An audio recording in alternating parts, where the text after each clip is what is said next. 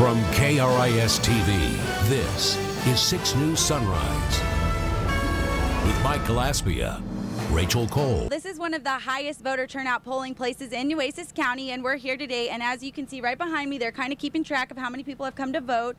By 11:30, well, right about now, there's been 19. Not too many people. I checked inside. Crews were able to start the building project on time. It will take them 72 hours to complete this whole project to help accommodate the 88,000 people that are hearing impaired. But where does that water go? Well, here are the smart homes. It goes right into this rain barrel that holds up to 40 gallons of water that can be recycled. The Padre Island National Seashore is officially closed, and crews spent their last few hours on the job this morning making sure no one comes through. When the woman pulled up in her red Mustang, tried to punch in her gate code, and was approached by the 3 suspects who held her at gunpoint. Vector control officers use what's called an aspirator to suck the mosquitoes out of the net. Once the concrete culverts are dropped into the water, it will immediately develop habitat and draw fish and fishermen to the area. Well, just when you thought the first days of school were done, we have a big one this morning. Texas A&M Corpus Christi will begin their semester. So the Texas Jazz Festival is going digital this year. Yesterday, festival organizers unveiled a new smartphone app. All right, it's Friday Fun Forecast time. Let's take a look at what's going on around the Coastal Bend this weekend. The Art Walk. I mean, if the first one doesn't get you, the next 15 will. I'd be stepping on the gas if I saw one of those coming out. Yeah, wouldn't do it. Some peanuts. Today is September 4th, 2013, National Newspaper Carrier Day. Boys, were you guys paper boys back in the day? I was a paper boy. Stop it. Yeah.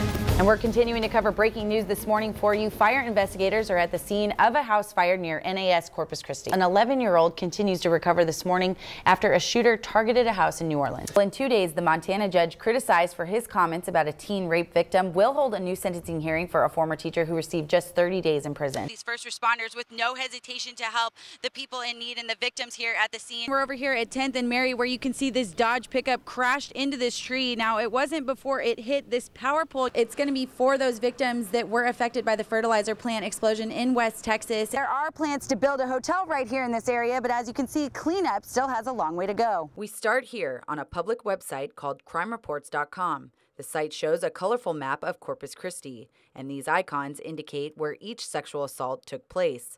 All of this information comes directly from the Corpus Christi Police Department. In any given month, you can see clusters of sexual crimes in specific areas, a number of assaults near Crosstown and SPID, some scattered south of I-37, and multiple markers listed downtown, an area of the city one rape victim says to avoid. You can tell just by walking down the road, trying to go to the bus stop. There's a lot of, people that want to stop and look at you, and anywhere downtown it would be,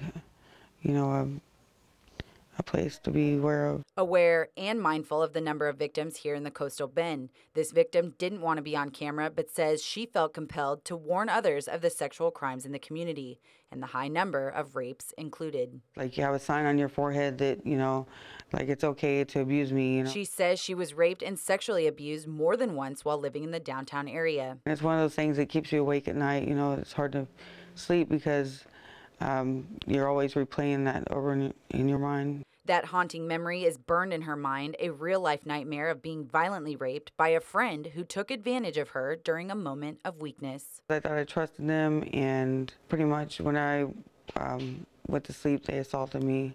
There really wasn't much I could do about it. I mean, I was kind of helpless. Lieutenant Kelly Isaacs is the supervisor of the CCPD Sexual Assault Division. She says sexual crimes between two people that know each other are the most common. The perpetrator is going to be acquaintances or neighbors or co-workers, that sort of thing. Detectives say most of the sexual assault cases that get reported are by individuals that end up going out together. Then drugs or alcohol become a factor, and officers say with one or both of those people using substances, things happen that shouldn't. We monitored crimereports.com and saw a trend over the last 4 months. The same areas were showing clusters of sexual assaults occurring over and over again in the downtown area, west of downtown, and south from there. Those are areas where women need to be more aware of their surroundings. Last year, CCPD tallied 184 reported rape victims and nearly 400 more sexual assaults. Keep in mind, those are just the incidents that are reported. The victim who shared her story with 6 News says it's important for all victims to come forward. I don't think you should ever be ashamed to or scared to go report something. If you don't report it, then it's going to happen to somebody else. She wants everyone to have a fighting chance and says to be conscious of your surroundings and keep your head up. Don't become part of the sexual crime statistics in Corpus Christi. Rachel Cole, KRIS 6 News. Daddy. And Mama. Meet Emily. Her parents are just 2 of the thousands of residents across the coastal bend who will benefit from the 4,000 square foot addition that is being built by Mueller Inc. Every year, the company based out of Bollinger, Texas, selects one nonprofit agency and helps them expand their facilities to help their cause. There was over 200 different nonprofit organizations that had applied for the 2013 building. Harvey Manning, the project leader, says in June the center was given the 2013 Helping Hands Award. We started from absolutely nothing but a hope and a dream to where we installed the slab September the 6th. Which led us to today, where nearly 40 volunteers from Mueller were up at the crack of dawn to start piecing together the structure. Despite Sunday's rainfall, crews were able to start the building project on time. It will take them 72 hours to complete this whole project to help accommodate the 88,000 people that are hearing impaired across 23 counties.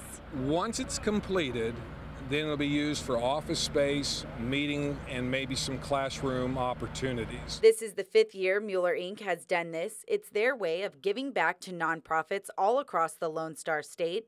Plus, Mirnaloy Manning, Emily's grandma, who works at the center, says this will strengthen communication. For the hard of hearing, because there's so many more of them out there who don't really know what to do.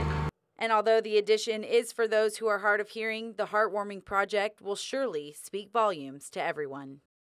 Rachel Cole, KRIS 6 News. So we built into this home the ability to uses about 50% less water than a typical home in Corpus Christi. Water efficiency is the focus for the first cottage subdivision in the city, and Bart Brazelton with Brazelton Homes says the 150 cottages at South Lake off Slough Road are nearly ready to fill up with residents. We sold 5 yesterday. Okay. So this is total so far in here is probably 30. So there's still some available. And what kind of are these single-family homes? Single-family homes starting from the 120s up to about the 160s. So with that kind of green, you can go green starting with your lawn, which consists of Bermuda grass that can withstand dry conditions, plus native plants that don't need a ton of watering, which is perfect for times like these when the city is under drought restrictions. These smart homes also have a drip irrigation ground system versus a sprinkler system. One of the nice things about the drip is that you can water any day you want to, not just on trash day. Plus, even the 0.36 inches of rain we got Tuesday will be recycled and won't go to waste. National stats say that on average, homes' roofs can harvest up to 600 gallons of water from just 1 inch of rainfall. But where does that water go? Well, here are the smart homes. It goes right into this rain barrel that holds up to 40 gallons of water that can be recycled and used to water your grass. Going green doesn't stop at the door. Inside, potential buyers will find countless ways to save, including a recycling center, natural gas stove, and, keeping to the conservation theme, low-flow toilets, tubs, and sinks. Rachel Cole, KRIS 6 News.